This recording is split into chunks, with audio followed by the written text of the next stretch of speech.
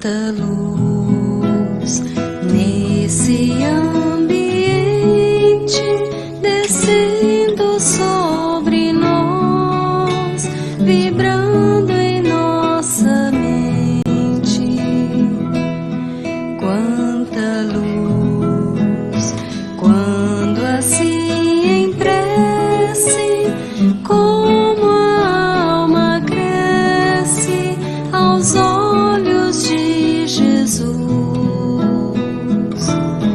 Quanta luz, pois em oração a voz do Mestre fala ao nosso coração. Quanta luz descendo sobre nós. Quanta luz, quanta luz.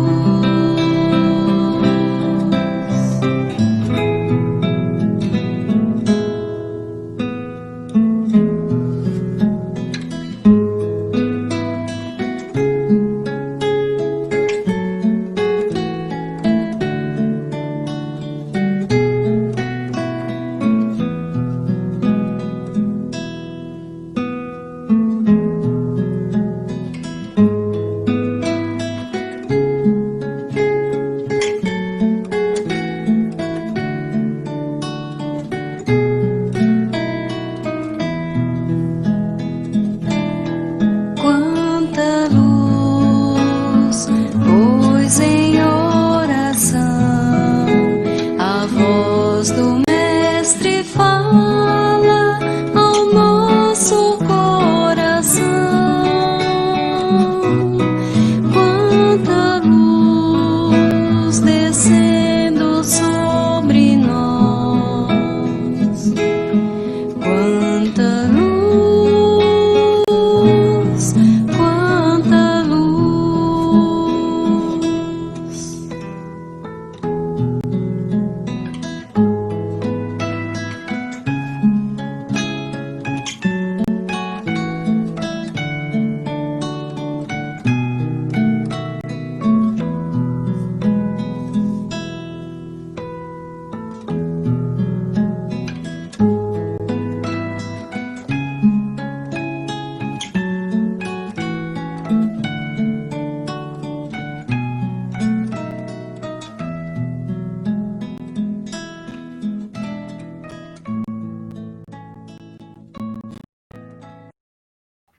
Vamos nos desligando das preocupações, das dificuldades, das atribulações do dia a dia, respirando profundamente, expirando de forma lenta e concentrada, voltando nossos pensamentos para as atividades desta manhã, para que tudo ocorra da melhor forma possível.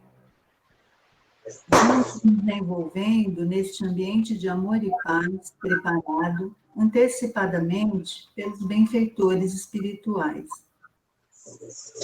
Vamos agora nos ligando com os nossos mentores individuais e com essa ligação amiga, vamos pedindo que nos intua no bom caminho a seguir. Neste instante, vamos nos ligando com o mentor da 45ª Escola de Aprendizes do Evangelho e com os dirigentes e alunos do plano espiritual. E assim, saudando o patrono da nossa casa, o comandante Edgar Armand. E então, rogamos o auxílio e a colaboração das fraternidades, saudando as fraternidades da Lei Áurea, cujo trabalho envolve o fortalecimento na evangelização das criaturas. Vamos lidando também com as correntes indígenas de Bogotá e Itaporã para que nos dê proteção. Saudemos a Fraternidade dos Humildes com o Dr. Bezerra de Menezes, bem como todos os médicos e cientistas do espaço. Saudemos a Fraternidade dos Essênios com o Mestre Hilarion para que nos envolva em sua chama verde. E não podemos esquecer da fraternidade dos cruzados com Ricardo e seus lanceiros, para que nos traga a segurança necessária em todos os lares, nos dando a proteção que precisamos para a realização do nosso trabalho. E, enfim, saudemos a fraternidade do Trevo com o venerável Razim, orientador espiritual das escolas de aprendizes do Evangelho, e todas as demais fraternidades do espaço, com a prece das fraternidades. Nosso Divino Mestre Salvador, fortalecei-nos e amparai-nos, para que possamos lutar contra as forças do mal que tentam dominar o mundo. Veneráveis mensageiros celestes, auxiliares de Jesus, fortalecei-nos e amparai-nos, para que possamos lutar contra as forças do mal que tentam dominar o mundo. Pai nosso, Criador nosso, fonte eterna de amor e de luz, fortalecei-nos e amparai-nos, para que possamos lutar contra as forças do mal que tentam dominar o mundo. E prosseguindo na escalada espiritual, ligamos-nos com Ismael, esse anjo amoroso preposto por Jesus para ser o guardião do nosso país. Neste instante também, vamos nos aproximando de nossa irmã Maria de Magdala e de nosso irmão Paulo de Tarso, que nos deram exemplos de pureza e de amor em suas reformas íntimas. Neste momento, pedimos também o auxílio amoroso da Mãe de Jesus, Nossa Senhora Maria de Nazaré, que envolva toda a humanidade com sua doçura e que nos leve à esfera crística, onde está Jesus, nosso governador planetário. Agradeçamos a esse divino mestre que está sempre olhando por nós e nos envolvendo em luzes e em forças redobradas para que consigamos prosseguir em nossa jornada terrestre como humildes seguidores. Enfim, com os nossos corações vibrando de amor e gratidão, chegamos ao nosso Pai eterno, a quem tudo devemos: a vida, nosso passado, nosso presente, nosso futuro. Sejamos gratos por todas as oportunidades de crescimento e aprendizado. E assim, com muito amor, respeito e gratidão, vamos oferecer ao nosso bondoso Criador a oração que Jesus nos ensinou. Pai nosso que estais no céu, santificado seja o vosso nome. Venha a nós o vosso reino. Seja feita a vossa vontade, assim na terra como no céu. Pão nosso de cada dia nos dai hoje. Perdoai as nossas ofensas, assim como nós perdoamos a quem achamos que nos tem ofendido. Não nos deixeis cair em tentação e livrai-nos de todo o mal. Assim seja.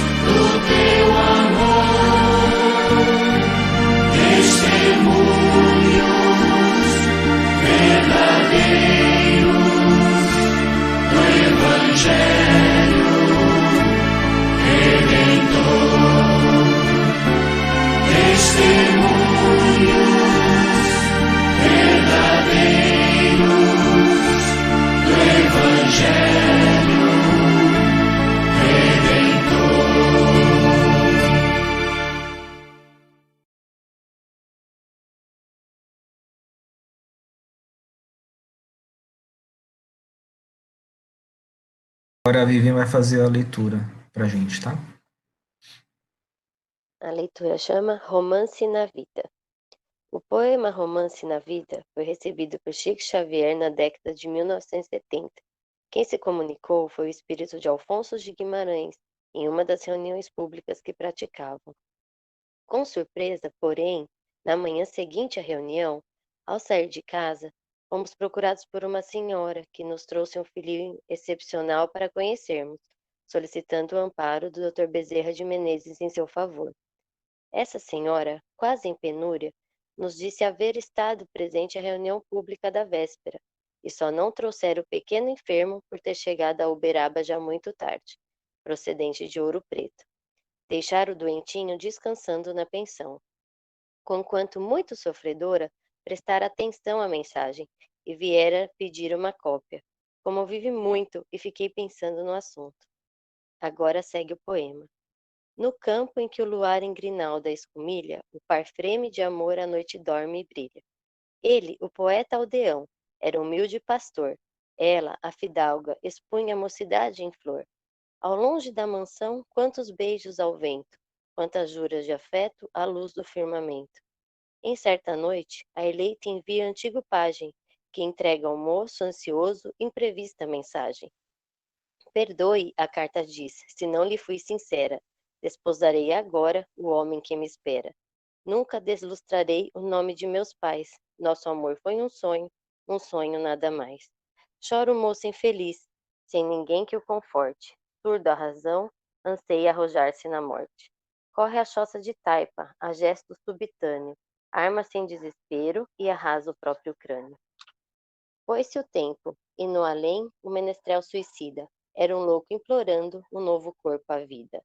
Um dia a castelã, no refúgio dourado, morre amargando aflita as lições do passado. Pendem alvos jasmins de féretro suspenso. Filhos clamam a Deus em volutas de incenso. Largando-se por fim dos enfeites de prata, sente-se agora a dama envelhecida e ingrata. Lembra o campo de outrora e o pobre moço aldeão pede para revê-lo e rogar-lhe perdão. Encontra-o finalmente em vasta enfermaria, demente, cego e mudo, em angústia sombria. Ela suporta em pranto a culpa que a reprova, quer voltar para a terra e dar-lhe vida nova. A eterna lei do amor no amor se lhe revela, retorna ao corpo denso em aldeia singela. Hoje, mãe a sofrer, fina-se pouco a pouco, carregando no colo um filho mudo e louco. E enquanto o enfermo espraia o olhar triste e sem brilho, ela vive a rogar, não me deixes, meu filho. O romance prossegue e os momentos se vão.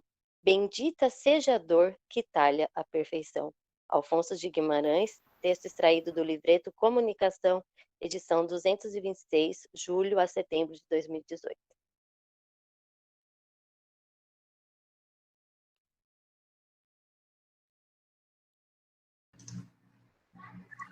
Podemos prosseguir com a apresentação, seu Daniel, o senhor tem algum recado?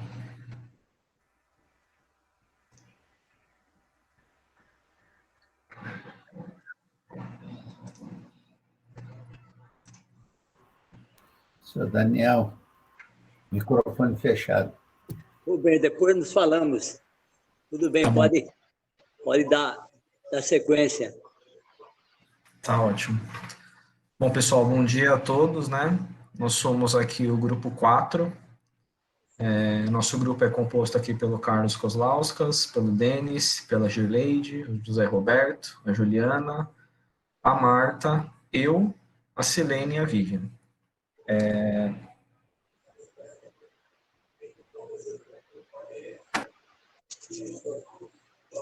Dentro do nosso estudo aqui, né, que nós vamos apresentar hoje, a gente está no livro 2, capítulo 3 e 4, perguntas de 73 a 93. Essas perguntas, elas se resumem aos temas, né, sobre o desencarne, o processo de desencarne, o objetivo da encarnação, a encarnação em diversos mundos e os laços familiares na reencarnação. Então, a primeira parte aqui, quem vai passar vai ser o Carlos, e a gente vai se dividindo aqui na sequência. Com você, Carlos.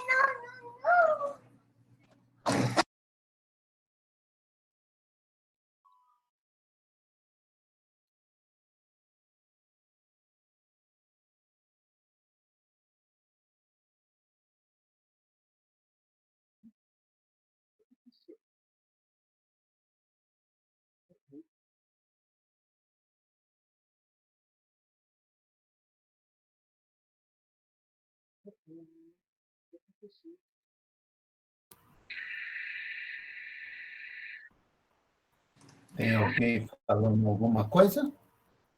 Tá bem baixinho o seu som, Carlos.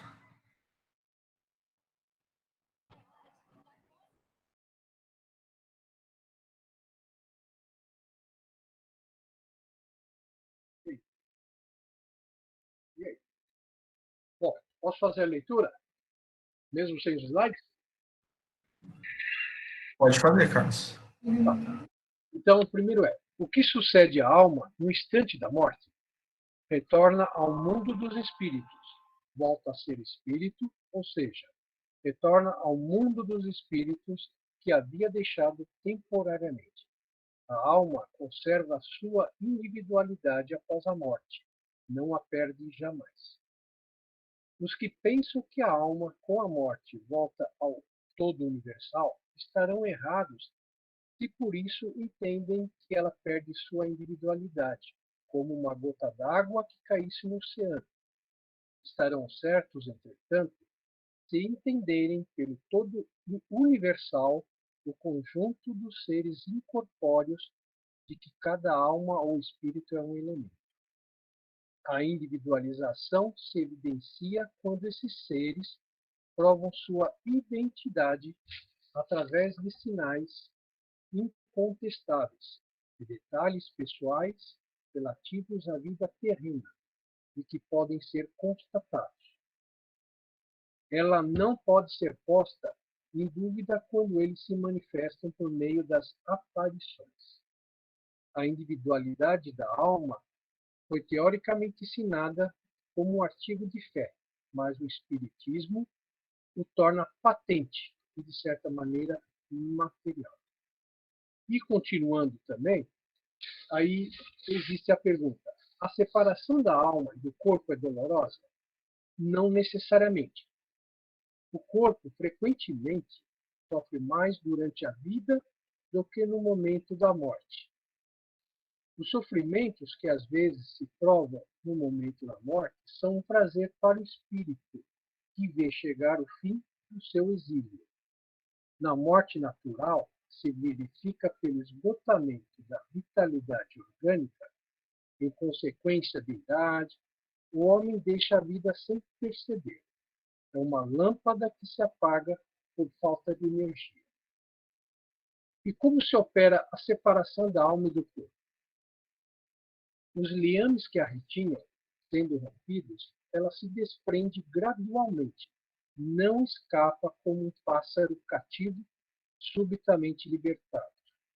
Os dois estados se tocam e se confundem, de maneira que o espírito se desprende pouco a pouco dos seus liames. Ele se solta, não se rompe. Durante a vida, o espírito está ligado ao corpo pelo seu envoltório material ou perispiritual.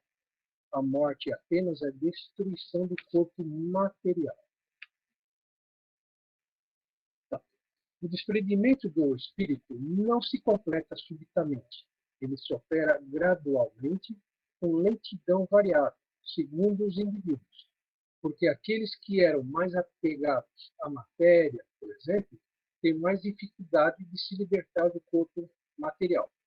Aqueles que conseguiram fazer melhor a sua reforma interior conseguem libertar-se do corpo material com mais facilidade.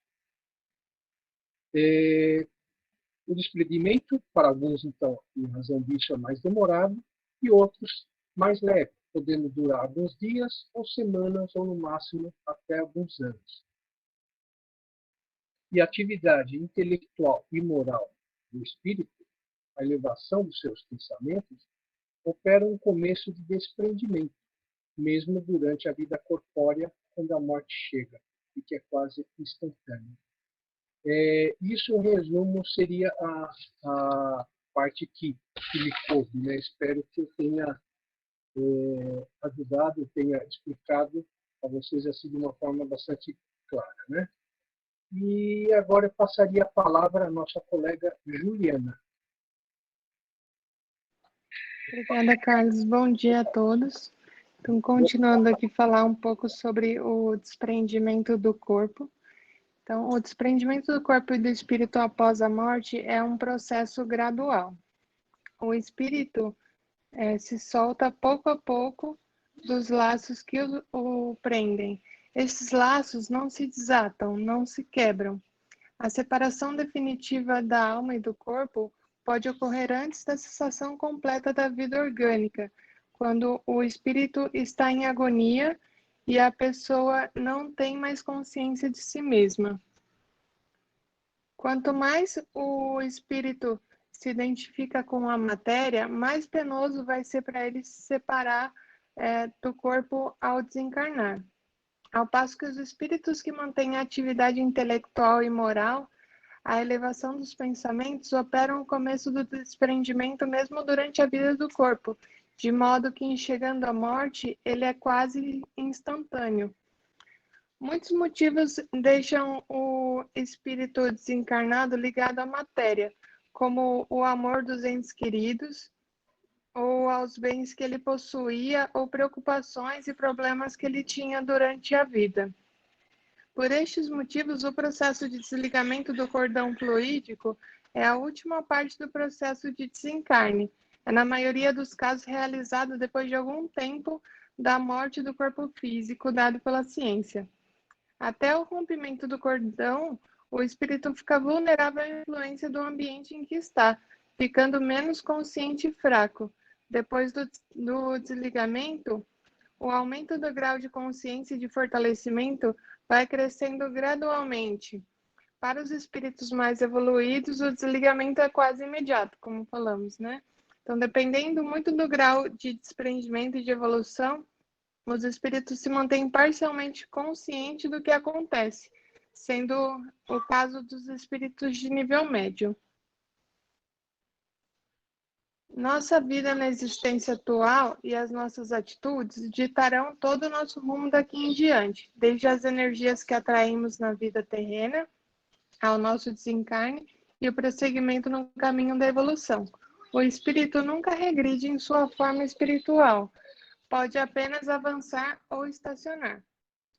Agora eu passo a palavra à nossa amiga Jurleide.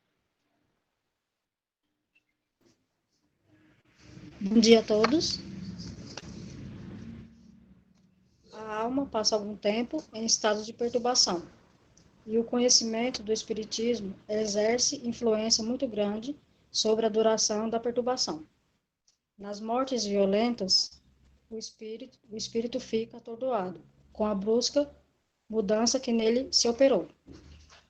A duração da perturbação da morte não é penosa para o homem de bem, que se conserva tranquilo. Para aquele cuja consciência não está pura, a perturbação é cheia de angústias e ansiedades. Passo a palavra para o Rubens.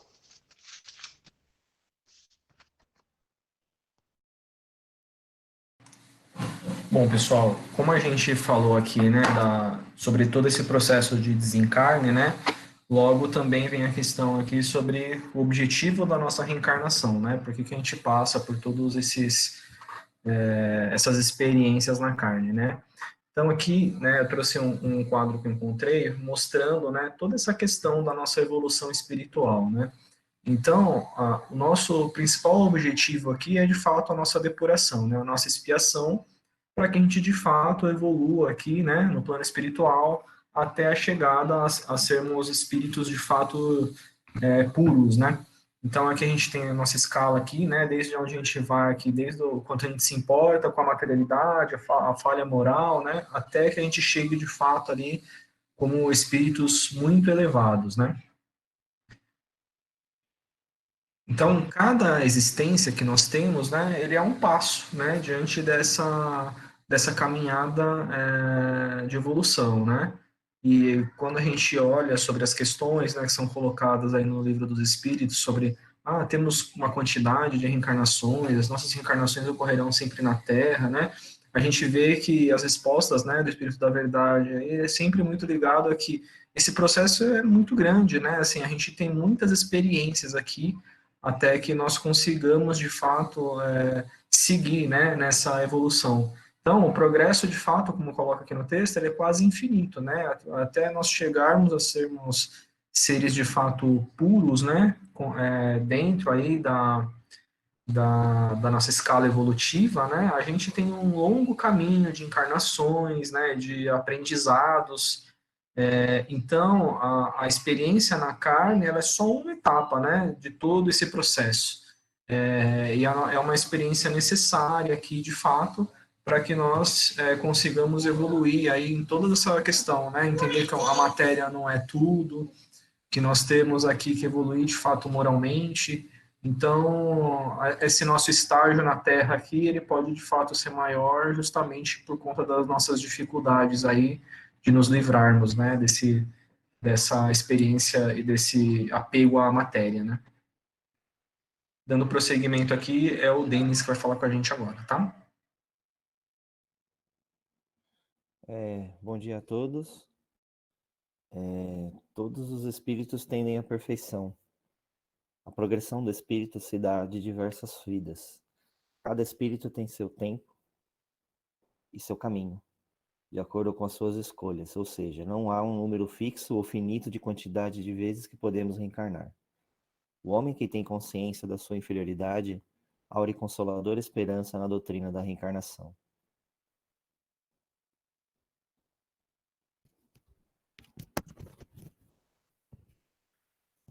A reencarnação é uma dádiva que nos é dada, é a nossa base quanto à justiça divina. Reencarnação consiste em admitir que o espírito terá muitas existências sucessivas, e é o que pode explicar o futuro e firmar as nossas esperanças, pois que nos oferece os meios de resgatarmos os nossos erros por novas provas e experiências. As nossas diferentes existências corporais não se verificam todas na Terra. Vivemos em diferentes mundos. As que aqui passamos não são as primeiras nem as últimas, porém não são das mais materiais e das mais distantes da perfeição.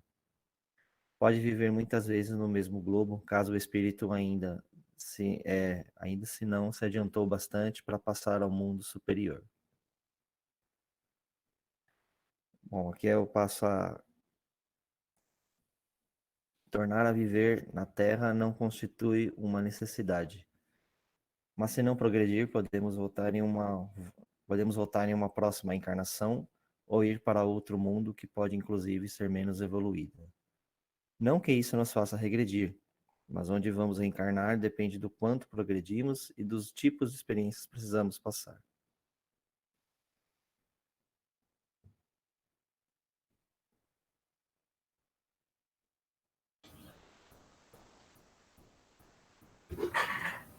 Passo agora a palavra para a companheira Marta. Ok. Bom dia a todos. Então, continuando a fala aí do Denis, né? Ele disse que os mundos, né? Vamos passar por diversas experiências aí. Eu peguei um trechinho do Evangelho segundo o Espiritismo, dando um alerta para nós, assim, é como se o Santo Agostinho estivesse nos dando um alerta. Então, aqui ele está falando de mundos regeneradores, né? Já que é a próxima etapa do nosso planeta, então eu vou iniciar por aí, tá? Mas nesses mundos, o homem é ainda falível, e o espírito do mal não perdeu ali completamente seu império. Não avançar é recuar, e se não está firme no caminho do bem, pode voltar a cair nos mundos de expiação, onde o esperam novas e mais terríveis provas. Então, ele está falando já de mundos regeneradores, né? Então, quer dizer, nós vamos experimentar diversas reencarnações. Temos que tomar um cuidado, né? Evoluir sempre para o bem, para não cair aí em mundos de expiação novamente, ok? Bom, depois desse alerta, né, deste conselho aí, nós vamos ver aí na tela um outro trecho do Evangelho, está no mesmo capítulo do anterior, né, no Evangelho segundo o Espiritismo. O título é Diferentes Categorias de Mundos Habitados. Com esse trechinho aí, nós vamos falar mais um pouquinho sobre o tema, né, que é a encarnação nos diferentes mundos, tá? Os espíritos encarnados sobre o mundo, a ele não estão ligados indefinidamente e não cumprem nele todas as fases progressivas que devem percorrer para atingirem a perfeição. Quando atingiram sobre o mundo o grau de adiantamento que ele comporta, passam para um mundo mais avançado, e assim sucessivamente até que tenham atingido o estado de espíritos puros. Então, como vimos nesse trecho acima, né, a alma, ela pode viver várias vezes, né, no mesmo globo, não é? Então, nós temos aí as seguintes questões, parâmetro, né, da nossa sequência de estudo. A alma, ela pode reviver várias vezes no mesmo globo? A única possibilidade de progresso é encarnar em vários mundos? Qual a vantagem de voltar a encarnar na Terra? Então, com essas questões aí, a gente vai tentar dar uma sequência aí no estudo, tá? Então, pelo trechinho, a alma pode viver várias vezes no mesmo globo ou passar algumas estações em outros mundos. Tudo dependerá do seu adiantamento. Porém, se não conseguir avançar, poderá ir para outros orbes inferiores e até piores que a Terra. Desse modo, a alma poderá retornar diversas vezes ao mesmo planeta, o que não significa uma necessidade. No entanto, existe a possibilidade de as ter vivido em outros lugares. E de acordo com o que dizem os espíritos, a única vantagem em voltar a morar na Terra é quando se encarna em missão de auxílio.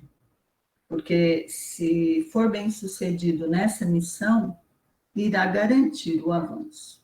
Caso contrário, né, estaciona.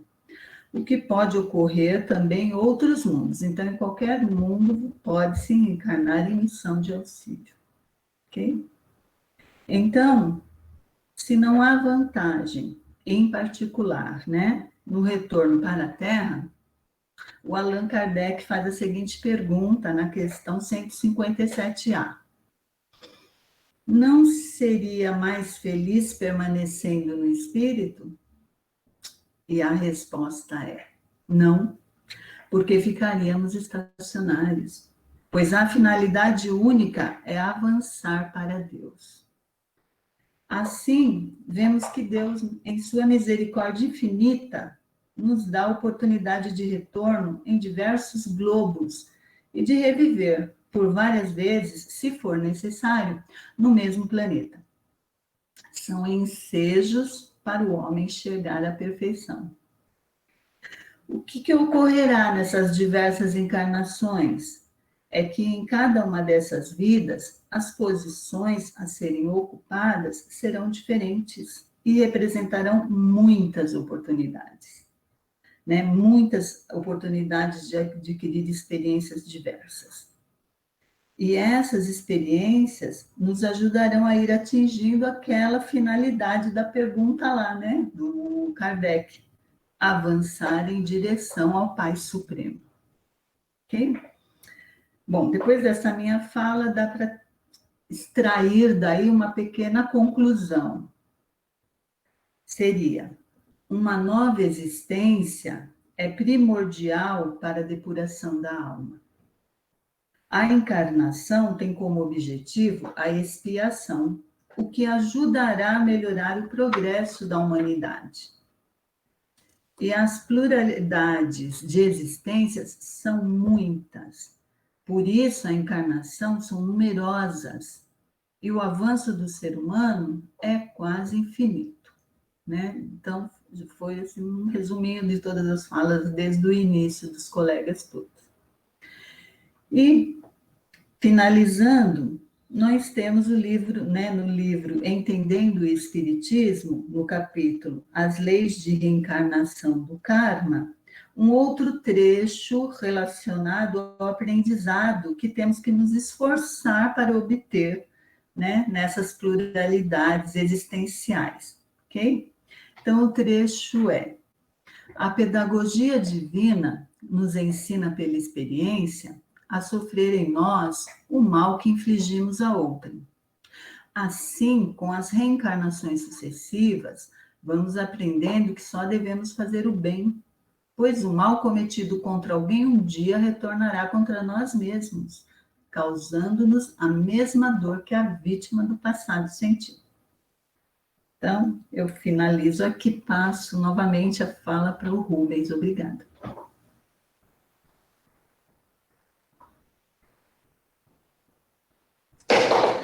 Obrigado, Marta.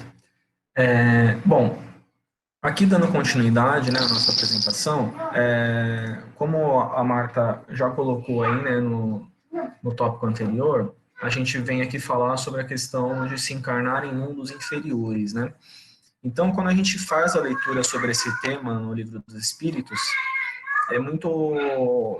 tem uma pergunta, né, que diz, né, se todos nós aqui na Terra estamos no mesmo grau de evolução, se todo mundo aqui está no mesmo estágio. E é muito clara a resposta que não, né? Estamos em estágios diferentes de evolução. E sim, né, é possível que a gente receba a oportunidade de encarnar em um mundo inferior em caráter de missão mesmo, né? Então, se a gente olhar para a nossa sociedade como um todo, né, nós vamos ver, né, níveis diferentes de pessoas, de moralidade, de entendimento, no livro mesmo dos Espíritos, né, o Espírito da Verdade, ele diz, né, que a gente vai encontrar aqui muitas pessoas que estão aqui pela primeira vez, né, e é curioso que ele até tem uma pergunta que diz, né, se a gente pode reconhecê-las por algum sinal, né, e ele diz, qual que é a garantia, né, qual que é a vantagem disso, de você reconhecer alguém que está aqui pela primeira vez na Terra, né? Eu acho que hoje, quando a gente olha para a nossa sociedade como um todo, a gente consegue já notar, né, as diferenças de moralidade entre as pessoas que têm ainda um pensamento muito primitivo, as pessoas que já têm um grau muito mais avançado até de entendimento e de desprendimento das coisas. Então, acho que é muito claro, se a gente olhar para essa sociedade, para o nosso convívio com as pessoas, que estamos, de fato, em estágios diferentes, né? E quando a gente fala de encarnar em mundos inferiores, né, eu trouxe aqui alguns exemplos de pessoas que foram notáveis, né, pessoas que vieram aqui e fizeram tanta diferença de alguma maneira que você percebe, né, acho que se a gente avaliar a vida dessa pessoa, avaliar as ações que elas tiveram, você percebe que elas não eram de fato daqui, de alguma maneira, né? São pessoas que estavam aqui de fato a se dedicar ao próximo, a viver uma vida longe do eu, é uma vida, né, focada no nós, focada no todo, conseguiram seguir, vamos dizer assim, os ensinamentos de Jesus, os ensinamentos que a gente aprende de maneira normal nas suas vidas, né? Elas de fato passaram a ter uma vida aqui que é um modelo, né? E a gente tem aqui o nosso grande exemplo, né? Assim, Jesus foi um espírito que veio para cá nos dar lições. Hoje, 2020 anos depois, a gente ainda tenta aprender, a gente ainda tenta internalizar, a gente ainda tenta aprender e aplicar lições simples, né? Se nós pegarmos as parábolas mesmo, são, né, lições simples com um grande ensinamento que até hoje, se a gente parar para estudar, a gente vai conseguir extrair cada vez uma coisa diferente, cada vez aplicar, e acho que conforme o nosso nível de entendimento vai ampliando, a gente vai conseguindo, né, entender de maneiras diferentes também lições que aparentemente são simples, né? Então, nada é tão simples assim, mas a gente consegue hoje já, graças à escola, graças ao nosso estudo, começar a compreender melhor esses ensinamentos, né? E quem sabe um dia chegar perto do que essas pessoas fizeram, né? Conseguiram viver. A gente de fato conseguia viver a vida para o próximo, para o bem comum, né? E aqui eu trouxe assim, algumas pessoas, né, de fato, que foram notáveis, mas quantos anônimos, né? Quantas pessoas que não se destacaram de alguma maneira, mas se a gente parar para pensar, acho que todos nós, né, temos algum exemplo de uma pessoa que a gente admira, que a gente olha e fala, puxa, essa pessoa de fato tem uma ação, né, ou um comportamento tão diferente, né, que é uma pessoa que às vezes a gente se inspira, que já consegue, né, aplicar um pouco desses ensinamentos, né, desse amor ao próximo. A gente, quando fala de amor ao próximo, né, já falamos isso em outras aulas, mas é muito fácil, né, amar o nosso pai, amar nossa mãe, os nossos irmãos, mas, né, aí amar quem está na rua, quem fez alguma coisa pra gente, são ensinamentos simples de Jesus, mas a gente, de fato, não consegue aplicar ainda, né, não na sua plenitude, talvez.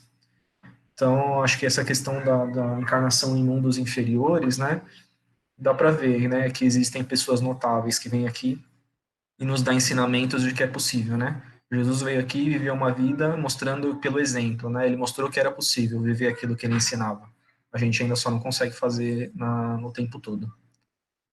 E aí, quando a gente traz aqui um trecho, né, falando tem uma frase, né, muito famosa, né, que a gente lê na Bíblia, que Jesus diz: há muitas moradas na casa do Pai, né? E aí que eu trouxe uma questão do Livro dos Espíritos também, que não era nenhuma questão 100% relacionada aqui às nossas questões, mas que eu trouxe porque faz muito sentido para esse estudo, que é a pergunta 55, né? Todos os globos que circulam no espaço são habitados? Sim.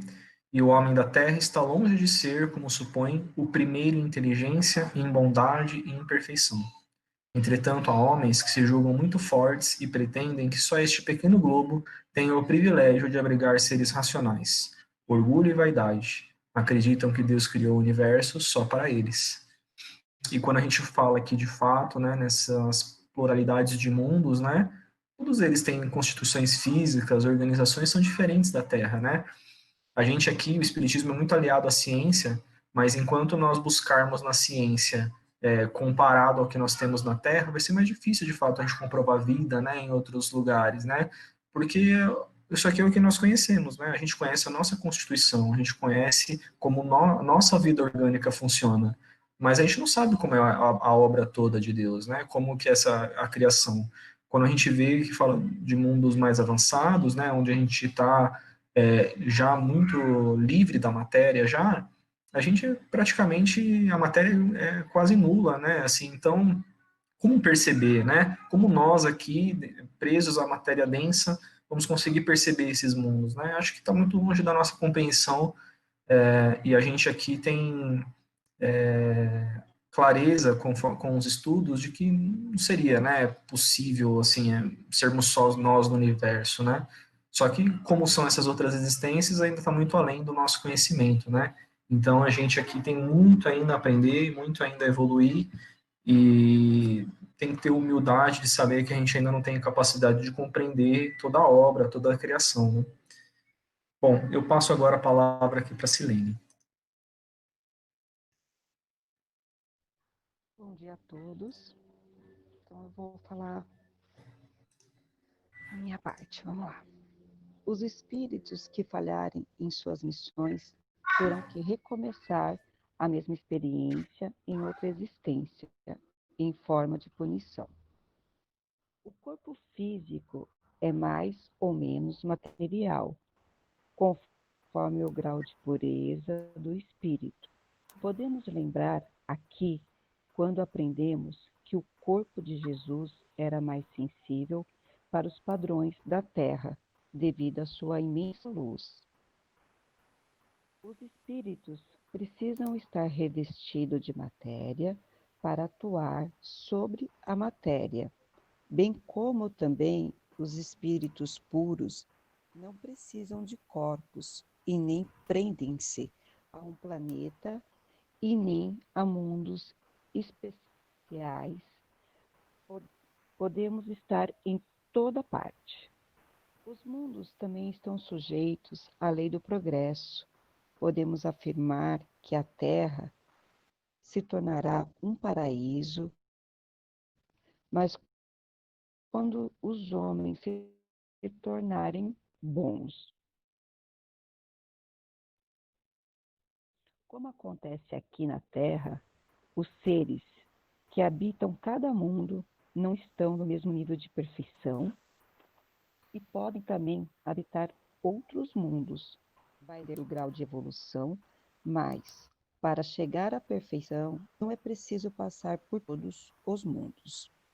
Os espíritos, em sua origem, são como os homens na infância, só poucos vão desenvolvendo a inteligência, ou seja, a caminhada dos espíritos é progressiva, jamais retrógrada, podendo ficar estacionados, porém nunca regredir.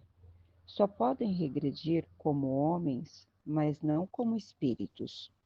Como também, apesar de um proceder impecável em uma existência, não podem pular etapas para a perfeição.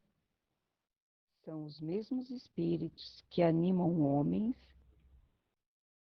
e mulheres em suas diferentes encarnações, pois precisam desse aprendizado para a evolução moral. A vida material é utilizada como um depurador por onde passamos para nossa evolução através das provas e praticando o bem para alcançar a perfeição. O espírito de uma criança que morreu em tenra idade pode ser tão adiantado quanto a de um adulto, ou muito mais, pois o que deve ser considerado a sua idade espiritual. Quantas experiências aquele espírito já passou? Por isso, não podemos considerar a infância um estado normal de inocência, pois mesmo sendo criança, o espírito pode já trazer traços morais e vir dotada dos piores instintos. Passo a minha fala para a Vivian. Bom dia, pessoal. Então, dentro de tudo isso que nós estudamos, né, desde as primeiras falas do grupo, agora eu vou falar sobre como tudo isso é planejado, como que é esse planejamento espiritual para o plano terreno, né, essa construção das afinidades. Então, assim como na Terra, nós temos também um grupo familiar, né, no plano espiritual, que geralmente é muito maior, né, do que o que nós temos aqui na Terra. E, na maioria das vezes, são compostos por espíritos afins, espíritos com o mesmo grau de afinidade, espíritos simpáticos, mas também temos que lembrar da nossa evolução, da nossa progressão. Então, pesquisando, eu vi, no Evangelho segundo o Espiritismo, capítulo 14, tem o parentesco corporal e espiritual que diz: os espíritos que se encarnam numa mesma família, sobretudo como parentes próximos, são os mais frequentemente espíritos simpáticos, ligados por relações anteriores, que se traduzem pela afeição durante a vida terrena. Mas pode ainda acontecer que esses espíritos sejam completamente estranhos uns para os outros, separados por antipatias igualmente anteriores, que se traduzem também por seu antagonismo na Terra, a fim de lhe servir como prova.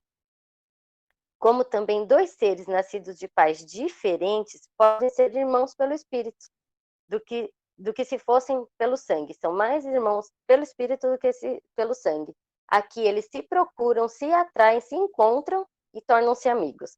Enquanto dois irmãos consanguíneos podem se repelir, como nós vemos, né, casos assim todos os dias. Kardec menciona palavras proferidas por Jesus, que elucidam melhor esse conceito de família para nós. Eis minha mãe e meus irmãos, pois quem quer que faça a vontade de meu Pai, que estás no céu, é meu irmão, minha irmã e minha mãe.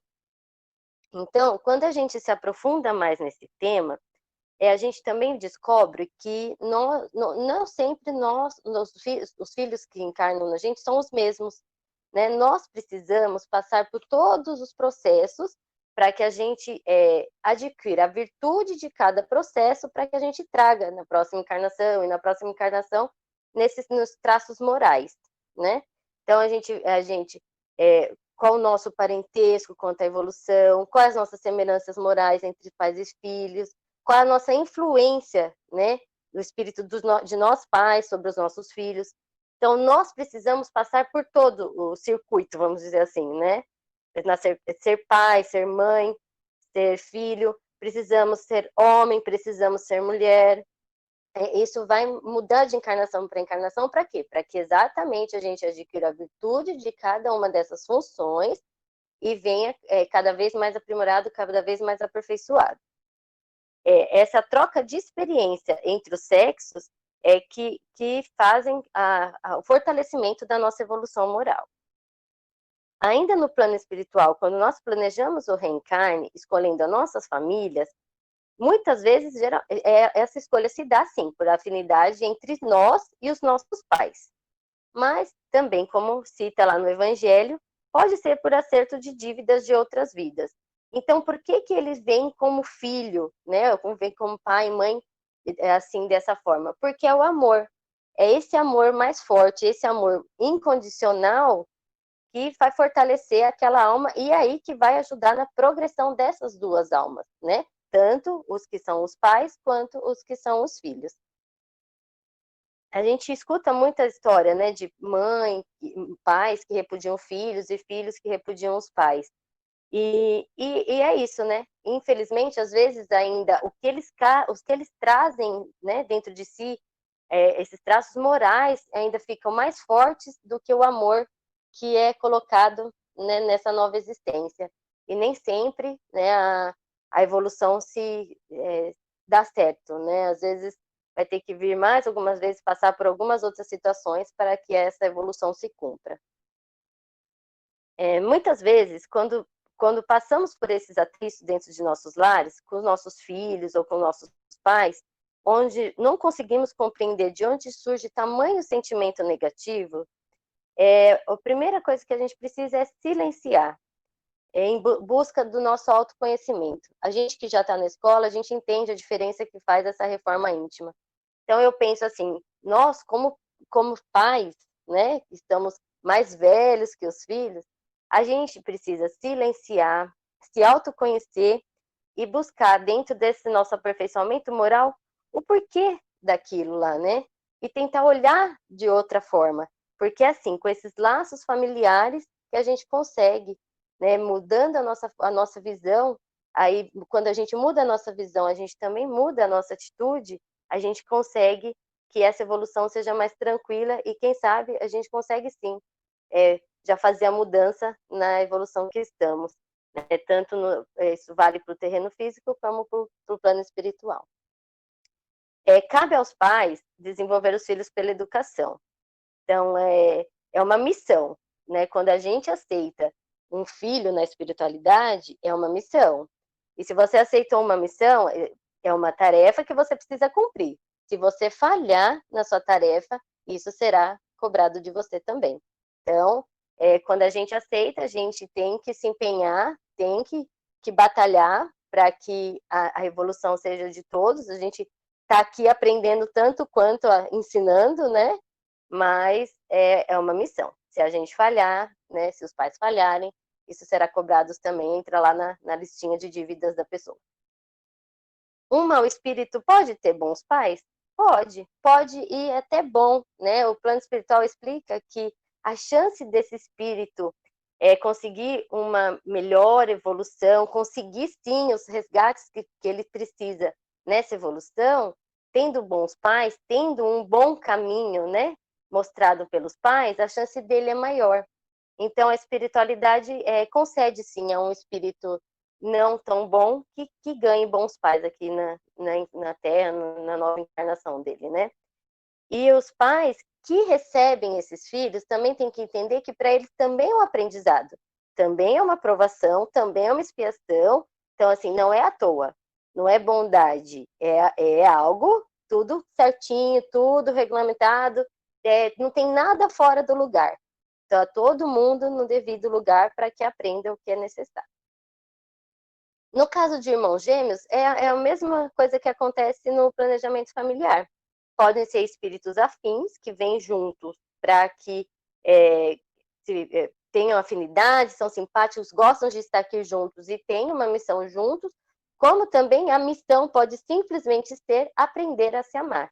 Então, pode ser, sim, espíritos que tiveram alguma diferença em encarnação anteriores e que talvez com esse laço, desde o ventre, venha para conseguir aprender um a amar ao outro e zerar essa parte, né? Para novas evoluções, novas expiações, mas não mais com esse sentimento negativo tão forte por alguém.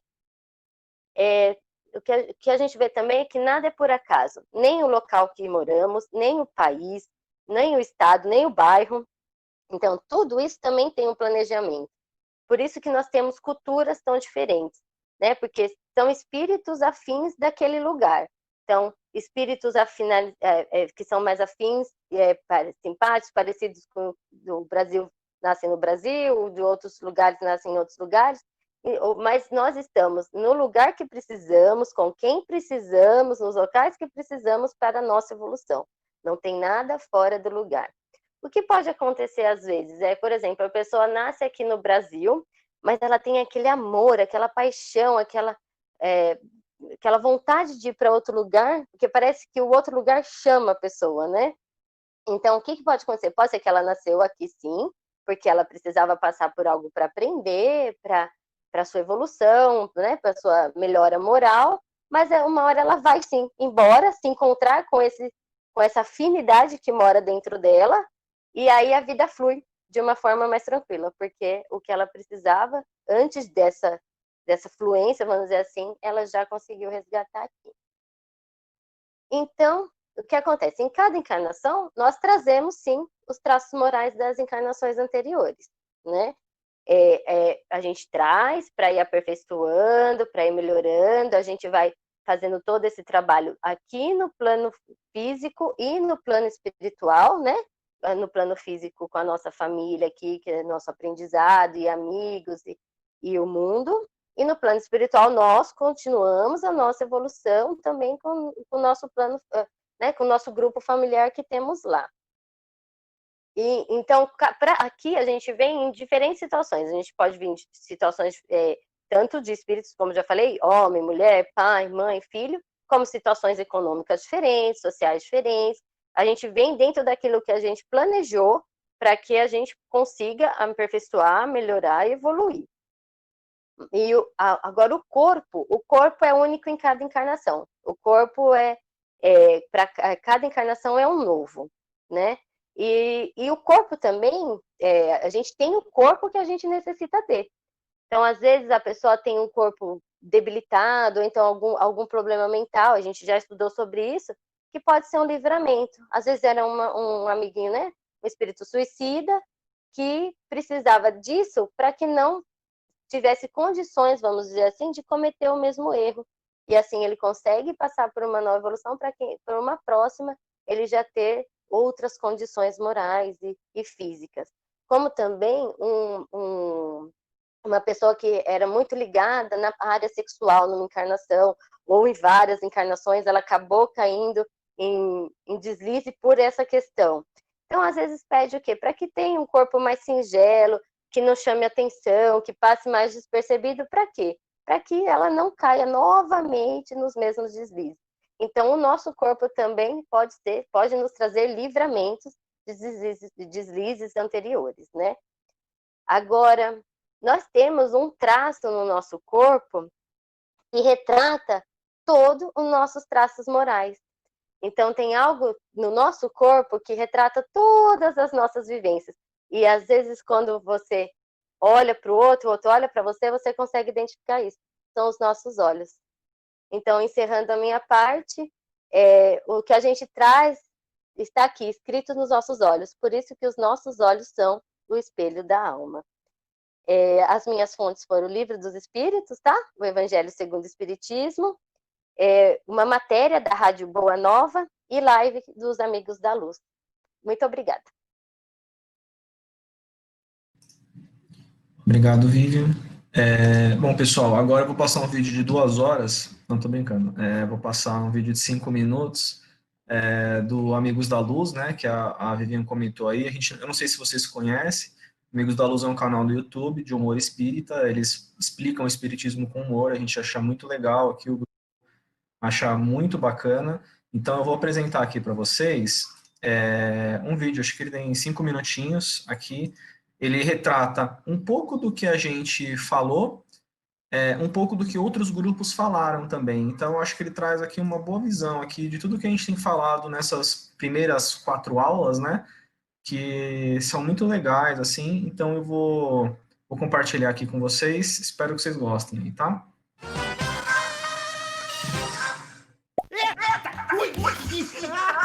Existo! Eu existo! Eu penso logo, existo logo! Logo penso, eu existo! Eu penso, eu sou o quê? O que eu sou? É um dos meus filhos amados. Espírito. Uau! E aí? Tudo bem? Acabei de chegar. Eu sou um espírito, né? Ah, eu sabia. Eu sabia que eu era um espírito, cara. O que é espírito? O princípio inteligente do universo. Nossa, obrigado. Eu sou meio inteligente mesmo. Eu sei de tudo. Também eu só vivo 2 minutos, tudo é pequenininho ainda. Caramba, mas quem é você? Sou a causa primária de todas as coisas. Uou, caraca, você é importante. Legal. De onde que eu vim? Acabou de ser criado. Simples e ignorante. Ei, ignorante por quê? Ignorante é você. Ah, você acabou de dizer que eu era inteligente. Já mudou de ideia? Você é o quê, bipolar? Você que não é muito inteligente, né, dona Causa? Sou a inteligência suprema. Tá bom, então. Ok, dona Inteligência Suprema. Que legal isso aqui, gente. Mas vem cá, você tá onde, hein? Estou em toda parte, em tudo. Ah, maneiro, hein? Tipo ácaros. Que legal. Eu posso te ver? Você não me compreenderia. Ah, deixa de ser tímida. Aparece aí. Aqui é legal existir. Você não está pronto, meu filho. Quando chegar ao final da sua jornada evolutiva e se tornar um espírito puro, me verá e compreenderá. Uma jornada? Eu vou participar de uma jornada, que legal! É tipo um game, assim? Caraca, que maneiro! Mas como é que é essa jornada? Você viverá muitas aventuras na matéria. Aventura? E cada uma dessas aventuras te fará progredir. Aventuras! Eu quero isso, mas como assim? Eu vou ter uma arma, uma espada! Todo herói tem uma arma, não é? Você terá o seu livre-arbítrio. Eu não sei muito bem o que é isso, mas você vai ver. Eu vou acabar com todos eles, eu e meu livre-arbítrio. Cuidado.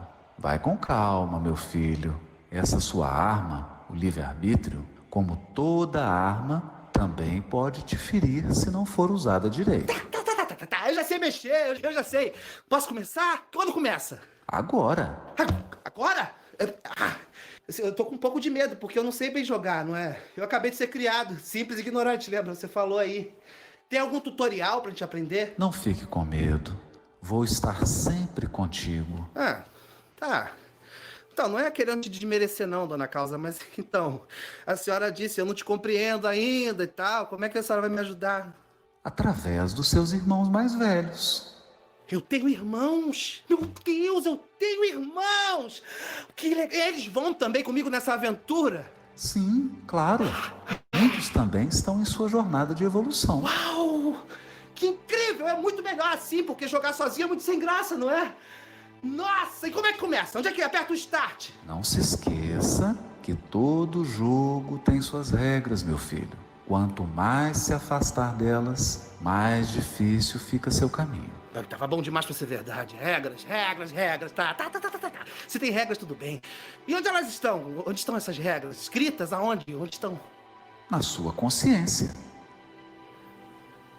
Tá, eu acho. Ok. Eu vou lá, hein? Eu vou lá, tá? Tchau! Dona Causa. Diga, meu filho. Ah, eu acho que eu vou ficar com saudade da senhora. Eu queria... A senhora não quer brincar comigo? Também? Sempre. Brincar é criar. E de criar, meu filho, eu entendo. Então eu vou lá. Juízo, hein? Tchau. Te amo. Eu também te amo, pai. Eu tô com medo, mas vai ser legal.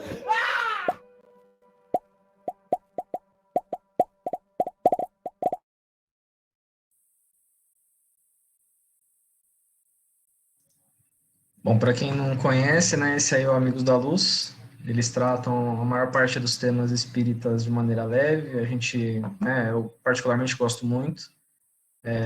Acho que a gente achou porque traria aqui um complemento, né, ao que a gente falou aqui. E acho que inclusive até que os outros grupos falaram, né, porque a gente já estava falando da criação, a gente está falando de várias coisas. Então, acho que aqui compila bem o resumo dessas aulas que nós tivemos até agora. E aqui, para finalizar, né, tem uma frase aqui do Emmanuel: o teu trabalho é a oficina em que podes forjar a tua própria luz. Então, quando a gente fala da caminhada evolutiva, da encarnação, do desencarne, de todo esse processo que nós vivemos, a gente sabe aqui qual que é o nosso caminho, qual que é o nosso trabalho, né? Então, quero agradecer aí todo mundo que assistiu a apresentação aí com a gente, o pessoal do grupo que se dedicou aí. Foi muito bacana trabalhar com vocês nessas semanas. A gente está à disposição para qualquer dúvida que vocês tiverem também, né? Bom, se nada mais tiver a ser dito, partimos para as vibrações finais. Vamos lá. Vamos então, nesse instante, serenando a nossa mente, os nossos corações. Vamos agradecer a oportunidade de estarmos aqui reunidos no domingo de hoje, nesta manhã. Mais uma oportunidade de aprendizado a todos nós. Vamos nesse instante, então, com o nosso pensamento positivo, com todo o nosso amor, emanar todo esse sentimento de amor, de união, vibrar pelo nosso planeta Terra, por todos os países e todas as nações, pelo nosso Brasil.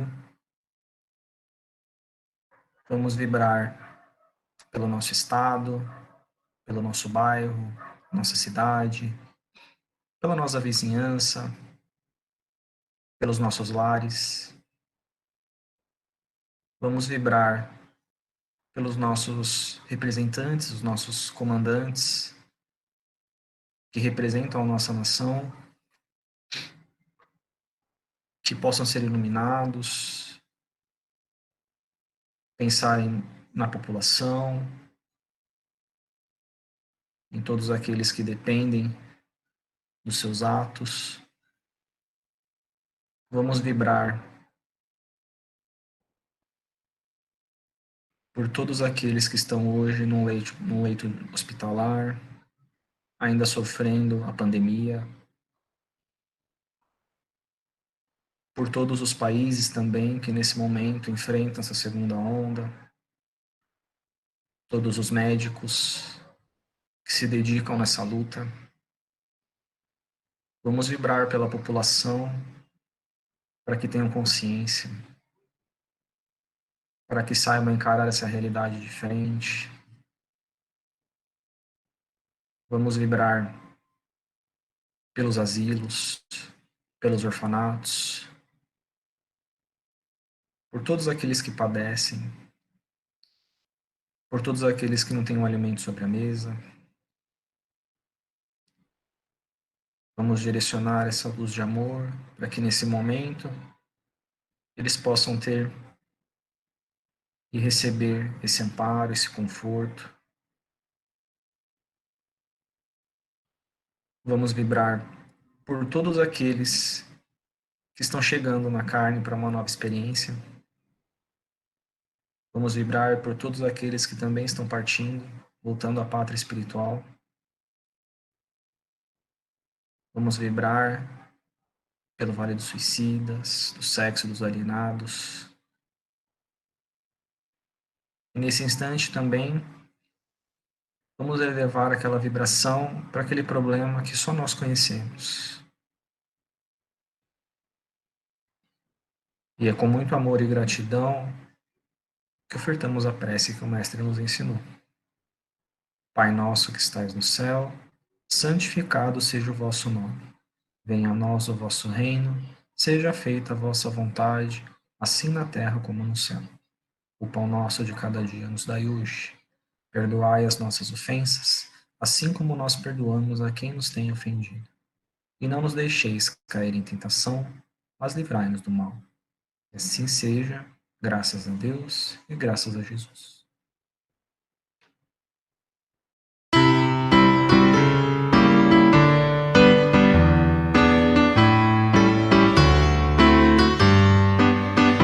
Eis o lema do bom servidor: trabalhar, trabalhar, trabalhar. Se houver empecilho ou barreira, Ele sabe como há de afastar. O perigo Ele enfrenta sem medo, sendo manso, valente e ousado. Caminhando sereno Ele marcha, pra vitória do fim colimado. Sempre dócil a voz de comando, não pergunta pra onde é mandado. E cumprindo com o seu dever, Ele é simplesmente soldado. Servidor é o soldado do Cristo, o que marcha